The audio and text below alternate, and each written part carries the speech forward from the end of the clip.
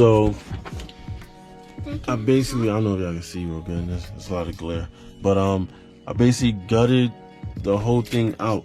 Carpet is out, center console, I took out the headliner, okay, took out all that. The side panels are all out too.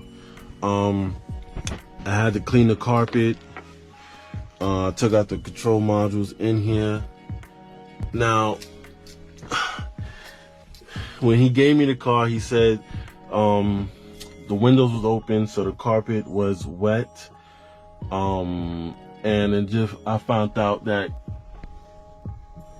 this piece right here was off the tube. So while it was raining the whole time, all that water was coming in from the top.